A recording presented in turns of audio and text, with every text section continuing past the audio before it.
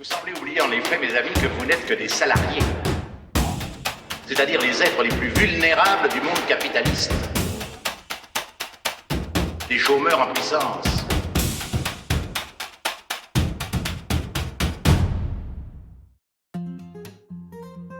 Bonjour, bienvenue ici où l'on soigne le travail, pas les gens.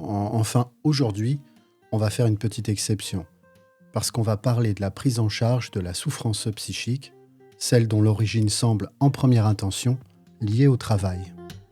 Psychiatre, psychologue clinicienne ou clinicien, psychologue du travail, psychosociologue, thérapeute holistique, coach de vie, naturopathe, énergéticien. Vous êtes un peu perdu? C'est normal, c'est fait pour. Dans cet épisode, on débroussaille un peu ce joyeux bazar. Parce que ce flou, il n'est pas neutre, il fait du mal. Grassement financé par nos mutuelles, il profite à ce que l'une de mes invitées appelle les patatothérapeutes. Une expression validée ici. Justement, à mes côtés aujourd'hui, Danielle Cardis, psychologue du travail. Si vous êtes fidèle au podcast, vous la connaissez déjà. Elle a son rond de serviette ici et j'en suis très heureux. Avec nous également Sandra Daninos, psychiatre, qui nous rappellera ce qu'est vraiment le soin médical en psychiatrie. Un épisode pour commencer à faire le tri, donc, mais surtout pour poser les vrais enjeux. Les retards de diagnostic, les prises en charge hasardeuses et les promesses parfois franchement douteuses. Bonne écoute. Je suis Danielle Cardis. Après avoir fait des études de droit, je suis devenue ingénieure en informatique et là, pour la première fois, j'ai été confrontée à le sentiment d'exercer un métier qui pour moi n'avait pas de sens. J'ai profité d'un congé parental pour devenir professeure des écoles parce que ça me permettait de concilier vie perso et vie pro. Et puis, en situation de classe, je me suis rendu compte qu'il y avait des choses que je comprenais pas très bien et donc j'ai eu envie de faire un peu de psycho. J'ai fait la licence de psycho à Lyon 2 en cursus adapté pour les personnes en situation professionnelle et là, j'ai découvert la psychologie, du travail à travers les cours de Philippe Sarnin. À Lyon 2, il n'y avait pas la possibilité de faire un master en psychologie du travail en situation adaptée, aux personnes qui travaillaient et du coup, je me suis renseignée sur le CNAM et c'est comme ça que j'ai continué au CNAM et que j'ai validé en octobre 2023 le titre de psychologue du travail et en mai 2024, j'ai monté mon cabinet.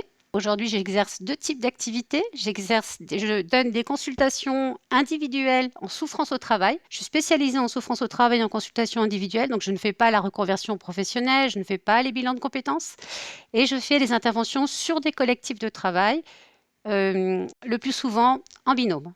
Voilà. Sandra, tu te lances? Alors oui, bonjour, moi je suis le docteur Sandra Daninos, je suis psychiatre.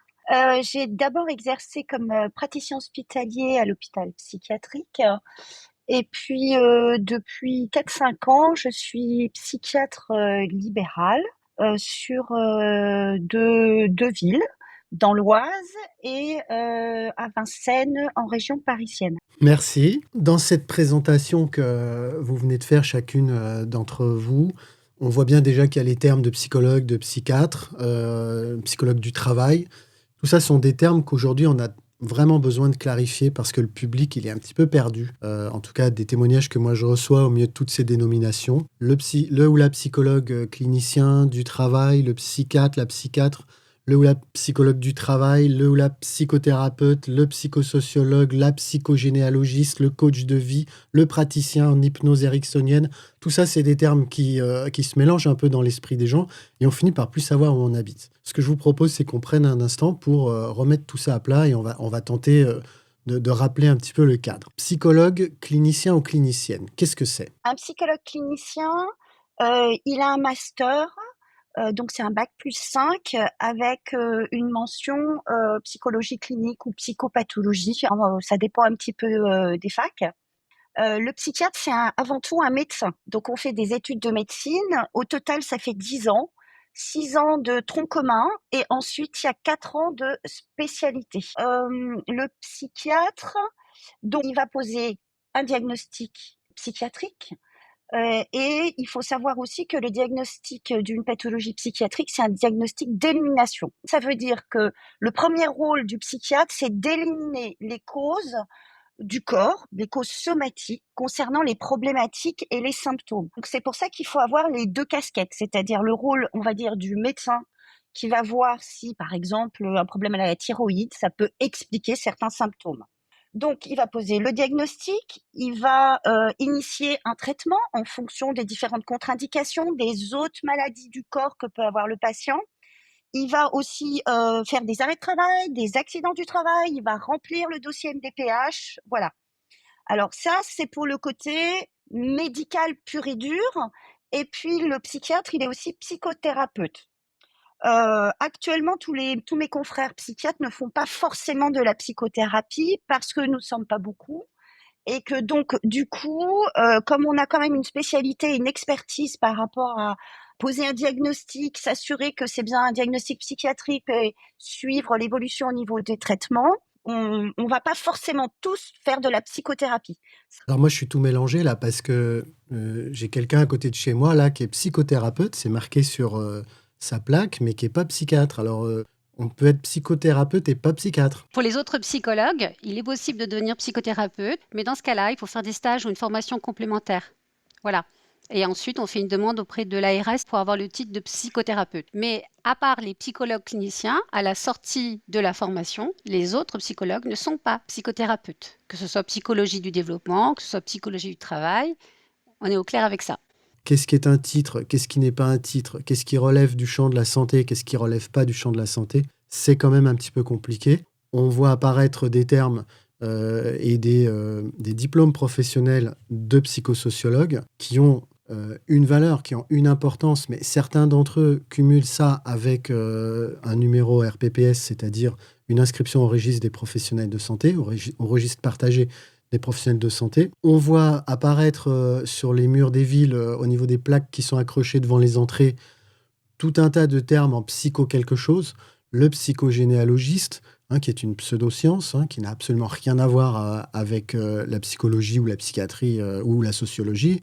On voit apparaître des psychocoachs, des psychopraticiens. Le psychopraticien, c'est pas le psychothérapeute, c'est autre chose. Et puis quand on commence à avoir des praticiens, des maîtres praticiens en PNL, en hypnose ericksonienne, en analyse transactionnelle, en Reiki, toutes ces choses-là, tous ces titres-là, tous ces noms de métiers-là ont une prétention thérapeutique, mais non pas tous la reconnaissance, en fait, de la capacité à traiter des sujets de santé, que ce soit sur le champ individuel ou le champ collectif. Et au milieu de tout ça, il y a le psychologue et la psychologue du travail. Comment ce métier se situe au milieu de tout ça, Daniel ? Donc en fait, le psychologue du travail, lui, va chercher à appréhender les rapports qui existent entre les caractéristiques du travail, ses exigences, ses ressources, ses conditions d'exercice, sa nature, ses évolutions, les contextes socio-organisationnels dans lesquels ce travail se déroule, les conduites humaines qui peuvent ou non s'y développer en termes de compétences, de dynamique, de processus, d'attitude, d'activité empêchée. Et ça revient très souvent. Et puis aussi les possibles incidences sur la santé et la trajectoire professionnelle des individus. Donc, le sujet d'étude, c'est le travail et éventuellement son impact sur le patient qui va venir me voir en consultation.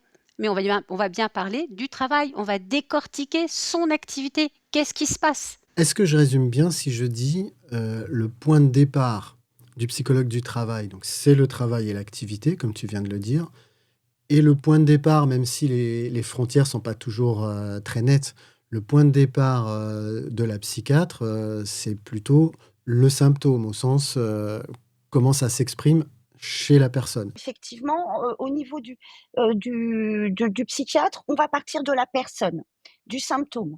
Le job du psychiatre, d'abord, c'est de poser un diagnostic.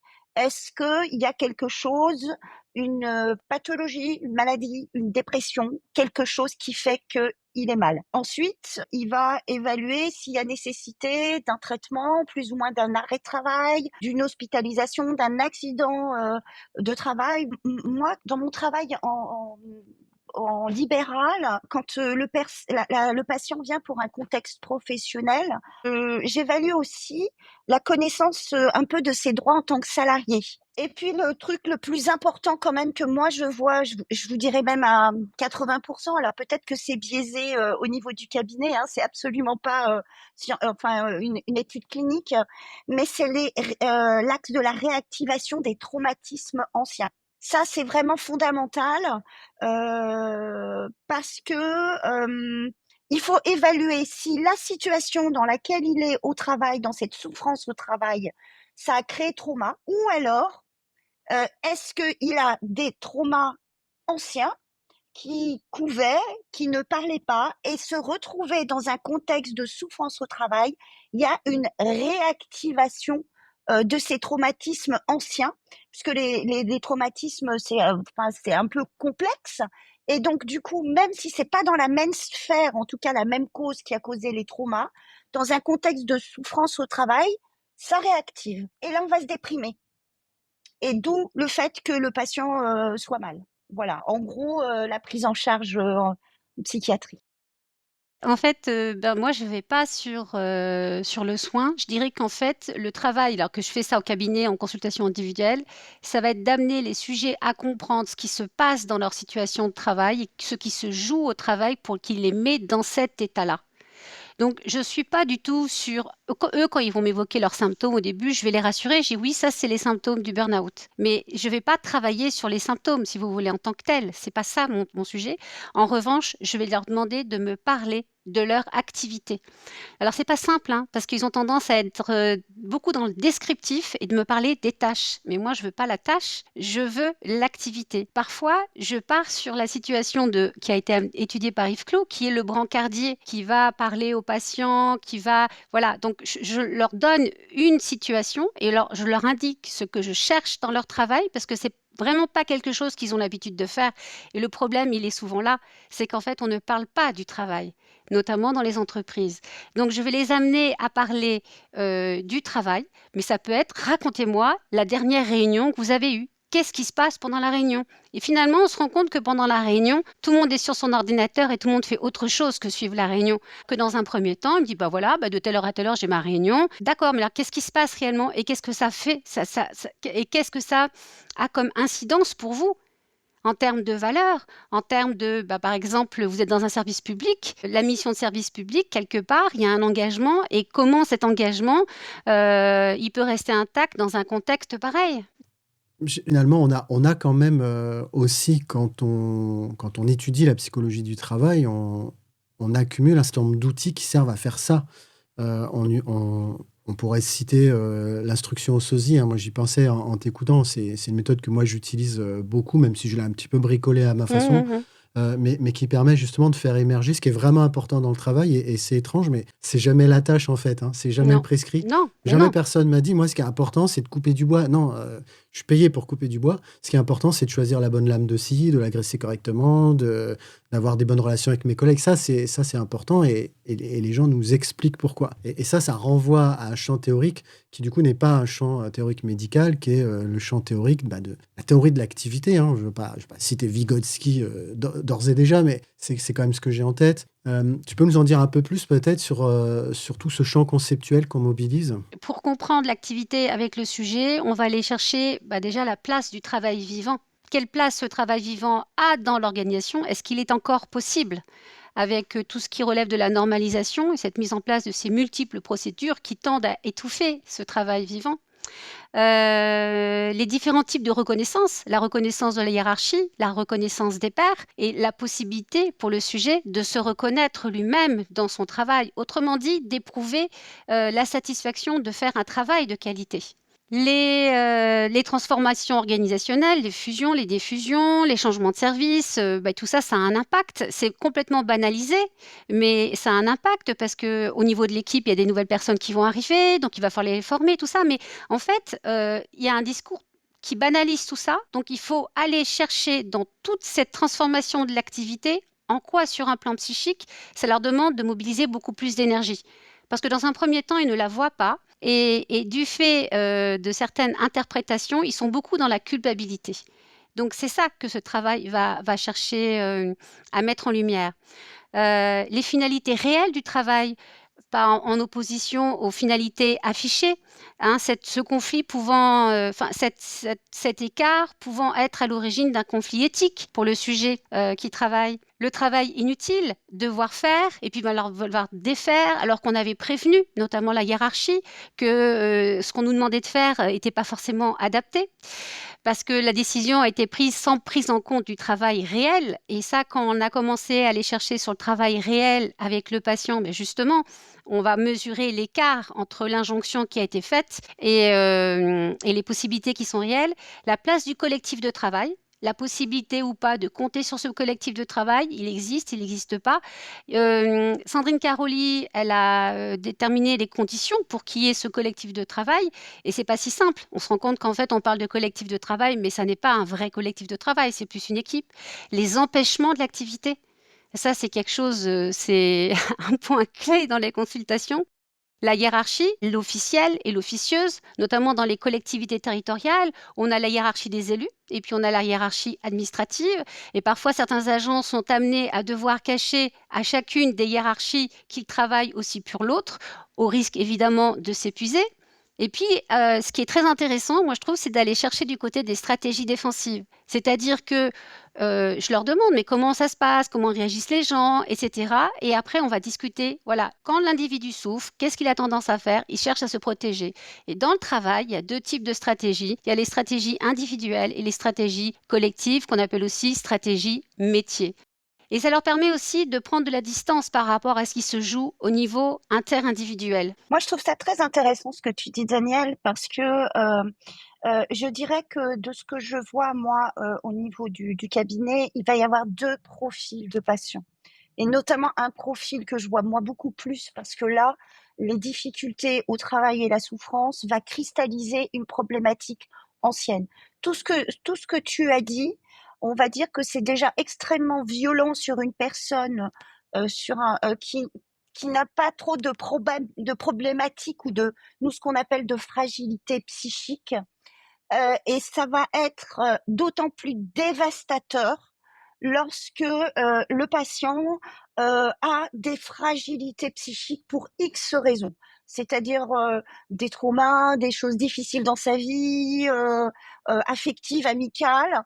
Et donc, du coup, le job aussi du psychiatre, quand il a quelqu'un qui vient pour la souffrance au travail, c'est d'identifier, nous on appelle ça les ressources psychiques. Est-ce qu'il va être capable là, au jour où je le vois, de pouvoir réfléchir sur toi, par exemple, ce que tu vas essayer de mettre en place dans ton travail de psychologue du travail. Donc, du coup, on va déjà, nous, identifier toutes ces fragilités, la cause de la fragilité, essayer de faire travailler justement psychiquement le patient sur ses fragilités, faire qu'il en prenne conscience. Un exemple tout bête, hein, un patient qui a eu un père extrêmement autoritaire, voire de la maltraitance, ça va être extrêmement compliqué de dire non à un manager extrêmement autoritaire. Ça va faire écho. Donc, du coup, quand on travaille un peu sur le fond, par la suite, on est prêt à réfléchir sur son positionnement de son job actuel. Donc moi, je trouve que c'est hyper important de comprendre qu'il faut quand même que le patient soit stabilisé psychiquement et prêt à réfléchir. Moi, souvent aux patients, je leur dis, parce que il y a la culpabilité, par exemple, là, ils ont beaucoup de mal pour l'arrêt de travail. Non, il faut que j'y retourne, tout ça. Donc, il y a des choses qui se jouent. Et je leur dis souvent, moi, mon job, c'est que vous récupériez votre cerveau pour pouvoir ensuite réfléchir, pour essayer de comprendre pourquoi j'ai vu le mur venir dans le contexte travail, mais j'ai pas su me mettre en protection. Donc, en général, je trouve que par la suite, c'est très intéressant, tout le job du psychologue du travail, puisqu'il va y avoir cette réflexion et cette lucidité. Mmh. Voilà, c'est ce que je voulais rajouter. Oui, tout à fait. Et en fait, moi, en consultation, à certains moments, première consultation, en fait, ça va sortir assez vite. Par exemple, j'ai eu un patient il y a quelques temps de ça. À la fin de la consultation, je lui ai dit, bah, en fait, il y a aussi une problématique personnelle, je pense. Donc là, je l'ai orienté sur une psychologue clinicienne. Dans un premier temps, c'était nécessaire de passer par là. Il y a des personnes que j'envoie aussi à Sandra. Alors ça dépend, c'est-à-dire est-ce que j'ai plus besoin d'un psychiatre avec la médicalisation, voilà, il y a d'autres dimensions. Puis aussi par rapport au réseau de la personne, quand le médecin généraliste a du mal à comprendre, dans ce cas-là, je passe plus par un psychiatre. Quand le médecin généraliste est soutenant, je passe plus par une psychologue clinicienne parce que Sandra n'est pas à côté de mon cabinet. Voilà, ça, il y a d'autres Mais en contraintes. tout cas, moi, ce qui est important, c'est ça que tu dis, c'est vous, s'il y a quelqu'un qui est dedans, il voit psychologue du travail, il dit j'ai un problème avec le travail, et que à ce moment-là, de voir, ok, ils sont prêts ou pas à travailler sur le travail en tant que tel. Et moi, je dirais que idéalement, on n'est pas dans un monde idéal, le psychiatre, il sert à ça aussi. C'est-à-dire de dire, voilà, non, la problématique n'est pas psychiatrique, on peut réorienter vers une psychologue clinicienne au vu des problématiques, il n'y a pas besoin d'un psychiatre dans le jeu. Mais bon, nous ne sommes pas beaucoup, donc c'est compliqué et voilà. Nous sommes donc complémentaires. C'est ça qui est vraiment important. Et il y a, moi j'ai des patients que je suis qui en parallèle ont une psychologue clinicienne et un psychologue du travail. Et alors ça c'est le top. On est d'accord, mais voilà, on est vraiment complémentaires. On peut stopper une prise en charge, mettre en sommeil pour par la suite permettre de travailler sur autre chose. Donc, pluridisciplinarité par rapport à toutes ces problématiques. Tu m'enlèves les mots de la bouche. Je pense que la démonstration que vous venez de faire, c'est justement de l'intérêt d'une démarche en pluridisciplinarité.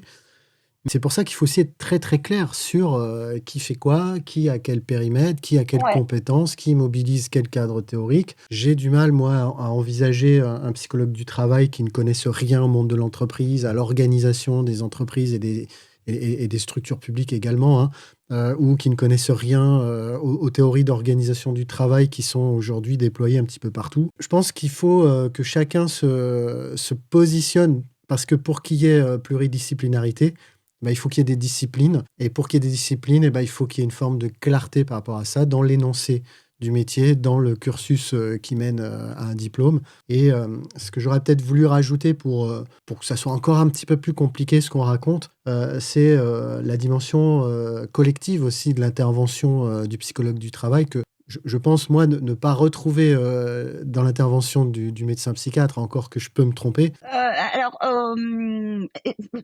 Théoriquement, si. Alors, en libéral, peut-être pas, mais tout ce qui est les consultations souffrance au travail, je pense notamment le tel Dieu, tout ça, il y a la mise en place de groupes de parole qui peuvent être animés par un psychiatre ou en binôme avec une psychologue, soit clinicienne, soit une psycho du travail. Après, ça dépend un petit peu des compétences qu'ils ont et des axes sur lesquels ils travaillent.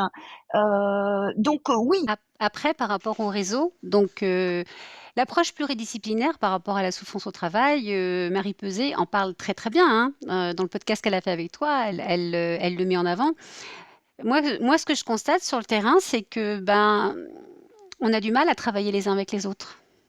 Et c'est vraiment dommage parce que la qualité de l'accompagnement n'est pas du tout la même. Moi, la quasi-totalité des personnes qui viennent à mon cabinet me sont adressées par leur médecin. Donc, il y a déjà une relation de confiance à ce niveau-là. C'est pas pour autant que, pour certains, je ne vais pas les réorienter sur un psychologue clinicien en disant, écoutez, pour l'instant, il y a ce point-là à travailler, c'est ce qui me paraît le plus important. Alors après, évidemment, je vais choisir une psychologue clinicienne s'il y a une problématique de travail qui maîtrise aussi un peu, même si elle me la renverra après par la suite, c'est pas le sujet, mais qui va aussi comprendre cet aspect des choses. On a aussi intérêt à travailler avec les réseaux associatifs. Moi, j'adresse sur ma région, j'adresse aussi sur certains réseaux associatifs auprès desquels je me suis renseignée en amont en fonction des situations des personnes. Et pour participer à un réseau, je reviens à ma marotte, il faut avoir quand même une forme de clarté sur ce qu'on y apporte. Et, je suis tout à fait d'accord. Tout à fait. Chacun son domaine de compétence. Tout à fait. On a des choses qui se chevauchent, on a des problématiques qui sont communes avec des axes différents et c'est toute la richesse justement de notre domaine de compétences et c'est ce qui va faire avancer le patient parce qu'il va regarder les problématiques avec un prisme différent. Oui, et c'est là où on en vient au sujet des frontières qui sont parfois... alors c'est normal qu'il y ait des chevauchements, mais on peut avoir des chevauchements sur des frontières un peu nettes. Moi, je vois des cliniciens qui évaluent les risques psychosociaux. Je vois des psys du travail qui font des thérapies, alors surtout des thérapies brèves. On a eu un exemple récent avec Daniel d'une expression d'une consoeur bon, qui nous expliquait qu'en dehors de l'EMDR, bah, il n'y avait pas de salut. Euh, Moi, je suis pas hyper à l'aise avec ça. Je sais pas vous. Moi, je dirais que c'est une grosse problématique, grosse problématique, parce que on a chacun notre domaine de compétences. Moi, je me permettrai pas de faire une analyse du travail organisationnel, même si j'ai une bonne connaissance, voilà. Pareil, quand je conseille à certains patients d'aller voir un avocat droit du travail, j'ai deux, trois compétences, enfin, je connais deux, trois trucs, mais chacun son domaine d'expertise. Donc, dans la pratique, c'est délétère. Vraiment. Et je le vois tout le temps et je l'ai vu.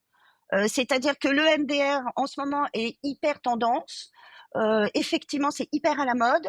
C'est une super technique, mais elle a des indications précises, dans un cadre bien précis, par une personne qualifiée en psychopathologie clinique. Voilà. Donc, moi, en tant que psychiatre, je passe mon temps par exemple, lorsqu'un patient vient, je demande d'abord par qui il est suivi. Il me dit une psychologue. Je googleise.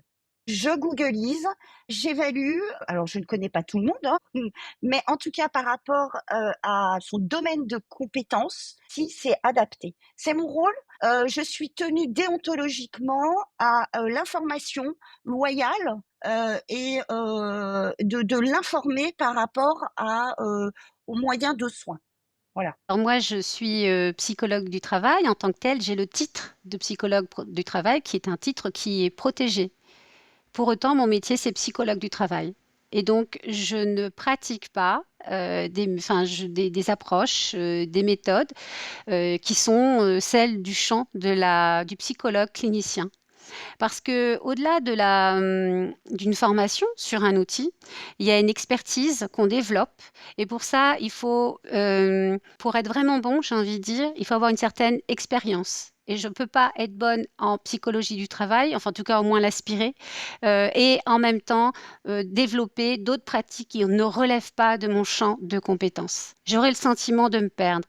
Et déjà, dans ma pratique aujourd'hui, je suis assez spécialisée aussi pour ça, parce que la souffrance au travail, je la rencontre en consultation individuelle ou quand je vais sur des collectifs de travail, mais il s'agit bien à chaque fois d'analyser l'organisation du travail et les impacts qu'elles peuvent avoir sur les sujets. J'ajoute à ça que, bah, puisqu'on partage nos expériences, moi j'ai quand même quelques années d'expérience dans le champ de l'intervention en psychologie du travail et que j'ai vraiment pas l'impression d'avoir fait le tour. Je me demande pourquoi et avec quelles ressources j'irai encore me former à des techniques qui ont leur intérêt, hein. Moi, je fais pas le procès des techniques aujourd'hui, je fais le procès de leur usage dans certains cas. Je vois pas pourquoi. Enfin, c'est tellement déjà un champ considérable de regarder le sujet de la santé au travail sous l'angle de la psychologie du travail, et qui n'est qu'un angle hein, au milieu de médecine du travail, ergonomie, sociologie, etc. Que je trouverais beaucoup trop compliqué de... Enfin, ouais, moi, j'ai pas le temps. Et puis, moi, je dirais que sur le terrain, il y a deux conséquences. Il y a deux conséquences sur la santé psychique. Un, le retard de diagnostic, parce qu'il n'y a pas de personnes qui ont l'expertise par rapport à ça. Et je dirais aussi les conséquences, les risques pour la santé psychique. Lorsqu'on utilise des outils pour lesquels on n'est pas compétent, c'est pas parce qu'on a eu une formation par le MDR qu'on va être compétent en psychopathologie. Alors, c'est un peu trash, c'est un peu trop, mais j'assume parce que dans ma pratique de praticien hospitalier, j'étais médecin référent d'une unité fermée. J'ai vu des personnes qui ont fait des tentatives de suicide avec des trucs dingues parce qu'il y avait des techniques qui n'étaient pas utilisées au bon moment par une personne non compétente. Il y a des risques d'effondrement de l'unité psychique. Il y a des risques de péter les défenses psychiques.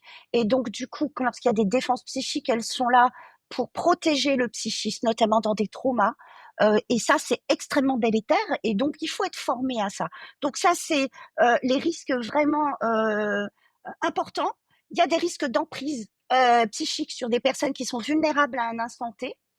Il y a parfois, j'ai même vu des arrêts de traitement, que ça soit des traitements somatiques ou psychiques, Donc c'est une perte de chance pour le patient. Donc ça, je pourrais vous en décliner pas mal. Par rapport au champ de compétences, si je peux compléter, moi, en tant que psychologue du travail, j'ai reçu des personnes qui, dans un premier temps, ne connaissaient pas le métier de psychologue du travail et donc c'était orienté sur un énergéticien ou une naturopathe. Donc j'ai une patiente, par exemple, en fait, qui avait commencé des démarches pour être prise en charge, donc qui avait vu son médecin du travail, qui a décrété que son problème n'avait aucun lien avec le travail et que ce n'était qu'un problème de gestion de couple. Voilà, donc on revient à quelque chose où on n'est pas compétent, on ne sait pas analyser le travail, et malgré le fait qu'il y avait quand même un médecin du travail dans la boucle, on va se permettre de dire ça. Heureusement, le médecin du travail me l'a orienté et on a pu commencer un travail d'élaboration sur sa situation. Il y a quelque chose qui revient beaucoup aussi sur les personnes en burn-out qui ont la cinquantaine. On leur sort l'argument du deuil. Ah, mais en fait, vous êtes dans cet état-là parce que vous avez vécu un Ah deuil. oui. Voilà. Donc, on est sur quelque chose à chaque fois de perso. Et alors, c'est très compliqué parce que ça contribue à dépolitiser le travail et ce qui s'y passe. Alors, ces gens-là, ils arrivent aussi dans les entreprises parce que il y a une convergence d'intérêts. Il y a l'entreprise, l'organisation du travail qui n'a pas très envie de se remettre en cause et des individus qui arrivent avec des pratiques où on va cibler la personne. Et par rapport à ça, moi je trouve qu'en consultation, on a un gros travail à faire qui est de commencer à déculpabiliser la personne, c'est-à-dire on vit quand même dans une société avec un culte de la performance et notre vulnérabilité, je leur dis souvent, ça fait partie de notre humanité. C'est normal de ne pas supporter de voir ou d'entendre certaines choses. Ça ne veut pas dire qu'on est faible. Ce que tu viens de nous dire, Daniel, là, tu as ouvert la porte à ce qu'on appelle les thérapeutes. On appelle ça les patatothérapeutes. Ou les patatothérapeutes, j'aime bien l'expression, mais ce n'est pas la seule expression que je vais reprendre de toi, Sandra, parce que en t'écoutant, j'ai réalisé que le retard diagnostique, ça marche aussi dans l'autre sens. C'est-à-dire que je peux très bien, moi, parce que je me comporte comme un thérapeute par rapport à une problématique qui m'a été apportée, provoquer un retard de diagnostic sur l'organisation du travail. Mais en fait, c'est ça que je voulais amener. C'est-à-dire que ces gens-là qui ont une problématique au travail, qui ont un naturopathe ou un énergéticien qui les renvoie sur quelque chose de perso, et les gens qui sont au bout de leur vie, mais ça les met dans... Ah ben c'est sûr, hein, c'est sûr. Mais c'est pour ça que et je rebondis sur le domaine de compétence de chacun. C'est-à-dire que ça mange pas de pain de se dire bon voilà, j'ai un problème avec le travail. Je vais voir le psychologue du travail. Est-ce que ça relève de ça? Je vais voir le psychiatre. Bon, alors après, il n'y a pas beaucoup de personnes. C'est un peu compliqué de trouver différents intervenants. Mais effectivement, c'est mieux que d'aller voir un naturopathe ou un énergéticien ou un médecin quantique. Oui, ou tout simplement de se tromper de cadre théorique. Moi, j'ai cité dans l'interview là, que j'ai donnée à Martin Eden cet exemple que j'ai pris dans Psychologie Magazine, je ne l'ai pas du tout inventé, où une personne dit, elle écrit au courrier des lecteurs sur la rubrique travail, moi je travaille dans la même entreprise depuis 30 ans, ça fait 10 ans, 15 ans, je ne me rappelle plus, que je n'ai pas été augmenté, c'est pas normal, je mérite, etc. Et la personne en charge de la rubrique travail dans Psychologie Magazine lui répond: il faut qu'on travaille sur votre blessure narcissique. Ça a l'air de rien, c'est un petit sujet, c'est une personne qui n'a pas eu son augmentation, mais qu'est-ce que ça dit de l'approche qu'on ne va pas avoir, qu'on va se priver d'avoir sur le fait d'aller regarder, mais comment est-ce que la reconnaissance au travail se joue dans cette entreprise? Comment est-ce que la relation hiérarchique, managériale, elle est mise en place? Comment est-ce que les personnes peuvent être amenées ou pas à être évaluées? Comment, selon quels critères? Tous ces sujets-là qui sont... et on n'est pas là dans la grande organisation, on ne parle pas du lean management, de l'agile, du scrum, de je sais pas quoi, on parle de choses du quotidien, toutes bêtes, mais qui ne vont pas être regardées, qui ne vont pas être discutées. Et la petite dame qui a écrit au courrier du lecteur, elle a peut-être tort de penser qu'elle a droit à une augmentation. Mais on ne va même pas pouvoir élaborer ça avec elle, on ne va même pas pouvoir en discuter avec elle en parlant de son travail et en parlant de son vécu au travail. On va tout de suite plonger dans ma blessure narcissique. Et là, je confirme ce que dit Daniel, parce que moi, j'ai 15 millions de témoignages. On va renvoyer ça systématiquement à des grandes catégories de style psychologie Marie-Claire, je parle du journal, qui vont être le deuil, l'hyperactivité. Ce que tu dis, c'est qu'il ne faut pas tout psychiatriser. Ou Il faut pas, psychologiser, tout simplement. enfin, il faut pas tout psychiatriser, hein. Il y a pas, oui, il y a des symptômes, oui, et des fois c'est des symptômes, et parfois je peux le dire aux patients. Et comme tu dis justement, Daniel, c'est normal de pas être content. C'est normal de pas être d'accord avec ce qu'on fait subir. C'est pas un problème.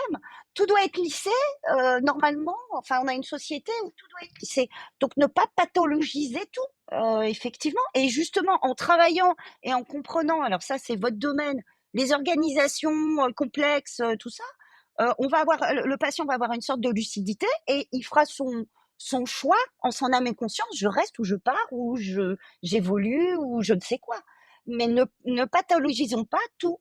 Et pour montrer qu'on pathologise des choses qui ne devraient pas l'être, on a de plus en plus recours, de mes observations, à des choses qui justement les mettent à distance, voire les traitent par le mépris.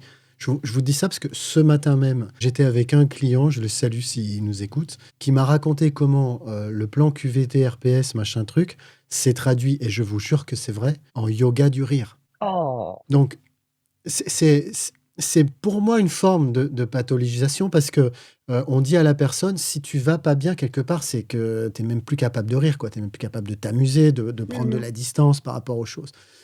Et qu'est-ce qu'on fait face à ces thérapeutes, quoi? Comment on doit agir? On les dénonce. Franchement, moi dans mon activité, je fais de la pédagogie avec mes patients. Je suis assez tranchée. Je suis pas dans le mode oh bah si ça vous fait plaisir. Non, je les informe, je leur donne les risques. Je les informe aussi des différents domaines de compétences des collègues psychologues. Voilà, on en discute. Et ils me disent ah bon, mais je savais pas. Donc souvent, effectivement, il y a un flou artistique. Donc je les dénonce. Jusqu'à présent, on va dire que je j'ai pas porté plainte parce que j'ai pu rattraper les choses et qu'il y avait pas de choses terribles. Mais quand j'étais à l'hôpital, j'ai vu des choses terribles. Je vous donne un exemple tout simple. Une patiente qui est hospitalisée pour une tentative de suicide. Elle a failli se jeter d'une falaise et elle raconte qu'elle allait pas bien et elle a trouvé un pseudothérapeute. Nous, en médecine, souvent, on parle de patatothérapeute, qui avait, soi-disant, une technique qui venait du Canada, qui était la ring thérapie. Donc, elle s'est retrouvée sur un ring de boxe pendant 4 heures. La personne l'a frappée avec des gants de boxe en disant « Il est où ton trauma? Il est où ton trauma? Il est où ton trauma ?» pendant 4 heures. Il s'est avéré qu'il y a eu une réactivation. Je ne sais pas si c'est vrai ou pas, mais là, on a eu l'unité psychique qui a pété. Pour ma part, en fait, quand les gens m'amènent ça, c'est qu'ils se sont déjà rendus compte. C'est-à-dire, ça va être la consultation d'après. Ils vont dire, en fait, je vous ai pas dit, mais j'ai fait cette démarche-là et voilà. Et en fait, c'est une manière pour eux aussi de se dire, ben, en fait, ce qu'on est en train de faire en séance ici, en fait, c'est une manière de me dire, ça m'apporte quelque chose. J'y vois plus clair, je comprends mieux. Parce qu'en fait, en psychologie du travail, comme on fait pas une psychothérapie, c'est pas des séances comme ça qui vont durer pendant des mois et des mois, hein. C'est assez rapide. Il y a une prise de conscience, il y a une augmentation du pouvoir d'agir, donc ils vont retrouver l'énergie psychique. Donc il y a cette démarche qui est là, et là en fait ils comprennent, ça leur parle, ça répond à quelque chose. Donc quand ça m'a été amené, quand on me demande mon avis, en fait, je souris, et en fait la personne a compris, et c'est elle qui va me décrire le côté un peu aberrant. Mais ce qui est grave, c'est que on entend souvent ah bah si ça leur fait du bien. Bah en fait non, ça leur fait déjà pas du bien, comme tu l'as dit Sandra. Il y a aussi autre chose, c'est financièrement ça ne les aide pas non plus. Et en plus de ça, il y a des ventes de formation aussi qui se font. Je voudrais aussi qu'on, enfin, je veux pas rallonger la discussion, mais qu'on se rappelle bien et qu'on n'oublie pas de dire que ces pratiques de patatophysique, je sais plus comment. Patatothérapeute. Patatothérapie, évidemment, là, on l'aborde dans le champ du soin individuel ou d'une approche individuelle, mais ça existe au cœur des organisations. Je voudrais là encore témoigner d'une histoire complètement vraie qui remonte à plusieurs années. Suite au suicide d'une personne dans une équipe sur le lieu de travail pendant le temps de travail, le consultant qui a été embauché par la direction pour traiter la situation a rien trouvé de mieux que de proposer au manager d'organiser une séance de guitare parce qu'il jouait de la guitare. Et il exprimait enfin, le consultant exprimait qu'il était temps que ce manager montre une autre une autre facette de lui-même et fasse un petit concert de guitare à l'équipe endeuillée qui avait vécu ce drame. Ça, moi, je l'ai vu avec ces yeux-là, hein. Voilà, il y a des patatos, j'ai déjà oublié patatothérapeute. Non, non, non, mais c'est terrible parce que effectivement, moi j'ai été formée à la CUMP, hein, donc c'est le SAMU Psy dans le cadre justement de choses comme ça où on peut intervenir. Pour tout ce qui est post-trauma, il y a tout ce qui est débriefing, il faut tout de suite faire verbaliser. Et ensuite de voir comment ça évolue. Donc moi je me vois très très mal lors d'une garde de camp, arriver avec ma guitare et faire que la famille, parce qu'il y a j'ai des histoires terribles qui me reviennent, de dire à la famille, c'est pas un problème, nous allons un petit peu faire de la guitare. C'est lunaire, c'est vraiment lunaire, hein. Pour rigoler un peu là-dessus, même si c'est dramatique, le consultant, je l'ai rencontré, hein, il m'avait dit oui, mais chacun devrait pouvoir amener une part de ce qu'il fait à l'extérieur, de ses hobbies, etc., dans l'entreprise. Bon, ce qu'il ne savait pas, c'est que moi, mon hobby, c'est le tir sportif. Donc, il n'aurait pas été déçu. Mais je pense que dans le contexte, ça n'aurait pas été très, très bon, quoi. Voilà. Non, mais moi je trouve que tout ça c'est extrêmement intéressant. Parfois les patients ne comprennent pas le différents domaines de compétences et j'ai une image assez forte pour leur faire comprendre. Je leur dis: «Vous savez, je suis médecin, oui. Je suis psychiatre, OK. Vous me dites que vous avez mal au ventre, OK. Vous allez vous allonger, je vais vous opérer de l'appendicite, bougez pas, je regarde un tuto de 2 heures par un confrère chirurgien et on va y aller». Et là, effectivement, parce que ça c'est sur le corps et ils arrivent à se le représenter, ils se rendent compte. Et donc, je leur dis, vous voyez, c'est exactement le même effet que ça me fait lorsque vous me parlez de ce pseudothérapeute. Et voilà, parce que effectivement, c'est extrêmement compliqué. Et je dirais que même certains confrères, parfois, vont aussi se mélanger. Ils savent pas trop, hein. Donc, je trouve qu'il faut continuer à dénoncer et à communiquer sur les compétences de chacun. Moi, je pense que c'est très important et c'est aussi pour ça que je suis engagée à Psycnam ou que je prends la parole sur mon métier parce que on a beaucoup à apporter, on a un champ extrêmement vaste, il y a énormément de travail et ça me gêne quand j'ai ces personnes-là qui prennent la place au détriment des personnes qu'ils vont soi-disant accompagner. Tout à fait. Bon, question de néophyte, est-ce que c'est une histoire aussi financière? C'est-à-dire est-ce que c'est compliqué d'avoir des personnes ou c'est on n'a pas conscience de son domaine de compétence et puis on veut tout faire? Je pense qu'il y a de ça. En fait, il faut pas. Enfin, toi, tu es médecin, Sandra. Tu n'as pas besoin de courir après la patientèle. C'est pas le cas c'est pas le cas des psychologues. Là, c'est un gros tabou, c'est l'argent. De quoi est-ce qu'on va vivre? De quoi on va vivre? Donc, si tu veux, pour sortir, pour exister, mais ne serait-ce que les sites internet qui sont faits par certains collègues, psychologues cliniciens, psychologues d'une manière générale, hein, je suis pas sûre que on porte notre métier quand on fait ça. Moi, après, j'ai une posture par rapport à ça. Je ne suis pas du tout là-dedans. Peut-être qu'au bout de 3 ans, si j'avais pas eu d'activité, peut-être que je m'y serais mise aussi, je me dis des fois, je sais pas. Mais moi, dans ma manière de travailler, très vite, j'ai pris contact avec des médecins. Puis après, bon, on en avait déjà parlé, Sandra, ça a fait un peu boule de neige. Les médecins ont vu des patients par rapport à une problématique du travail qui allait mieux, qui pouvaient reprendre le travail. Du coup, ils m'envoient d'autres patients. Ça marche pas toujours non plus, mais enfin, si tu veux, il y a cette relation qui se met en place. Mais moi, c'est en fait, j'ai envie de dire, moi, c'est un peu dans mon tempérament. Enfin, quand j'ai repris mes études tout en travaillant avec mes 4 enfants, je peux t'assurer que si j'avais pas été comme ça, j'aurais jamais tenu le coup. Enfin, tu vois, d'échanger, etc. Enfin, je sais pas quoi. Mais c'est là que je m'aperçois qu'on n'est pas du tout là-dedans. Et quand j'ai participé à la soirée où il y avait ce collègue qui se présentait, mais à chaque fois, le titre de psychologue, enfin, le métier, il disparaissait. Il était consultant sur des collectifs et il était thérapeute sur l'individuel. Ben non, moi, à chaque fois l'un ou l'autre, je mobilise de la psychologie du travail. Donc, je suis psychologue du travail. Et j'ai pas mal de collègues qui me disent, mais Daniel, tu devrais faire de la clinique et tout ça, ça serait vachement plus riche tes consultations. Mais moi, j'ai l'impression que j'ai tellement encore à creuser, tellement de relations à nouer, que pourquoi j'irais pas adresser, je serai jamais hyper bonne dans ce domaine-là.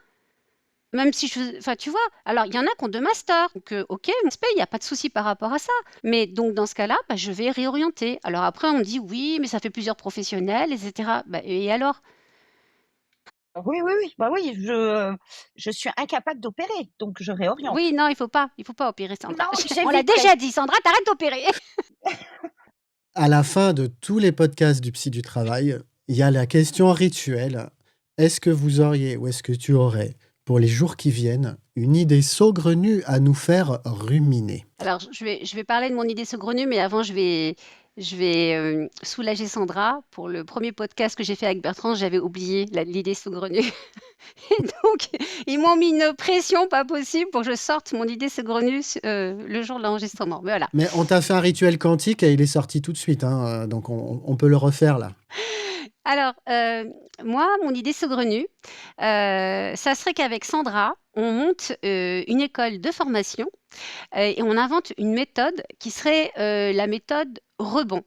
Donc parce qu'en fait, tous ces gens qui souffrent au travail, ils ont juste besoin d'apprendre à rebondir et donc on irait dans les entreprises avec des trampolines et donc on apprendrait aux gens à rebondir, donc les rebonds les plus hauts, les rebonds les plus farfelus, et cetera et cetera et puis après on pourrait vendre des formations pour faire des rebonds thérapeutes et puis, pour finir, créer un label. Label des sociétés qui permettent le rebond de leurs salariés. Mais je vais rentrer en concurrence. Moi, je vais faire avec des ballons sauteurs, moi, tu vas voir. C'est une autre formation, c'est un autre métier. Alors mon idée saugrenue, c'est, que les personnes technocrates, qui sont, dans les différentes instances viennent passer 2 jours avec nos médecins et qu'ils puissent avoir, aussi, on va dire les symptômes d'une dépression, savoir ce que c'est exactement, pour qu'ils puissent se rendre compte que d'une dépression, quelle que soit son étiologie, donc sa cause, on peut pas réparer ça en 15 jours puisque, et qu'on arrête la chasse aux sorcières actuelle au niveau de l'arrêt de travail. Parce qu'on m'a déjà posé lors d'une conférence où je parlais sur la psychiatrie: «Comment se fait-il que vous prescrivez beaucoup d'arrêts de travail?» Et j'avais répondu qu'on était en bout de chaîne et que la réflexion devait être d'abord par rapport à l'organisation du travail. Voilà. Merci pour ces idées saugrenues pour les deux et j'espère que les deux idées saugrenues trouveront leur petit chemin jusque vers les mutuelles qui financent les thérapeutes à hauteur d'1 milliard d'euros par an. Et tout à fait. Ça, c'est une très bonne, réflexion. Merci Puisqu'on docteur paye aussi pour Sandra. ça. Merci ma chère consoeur Danielle. Vous revenez quand vous voulez. Merci de ton invitation, Bertrand.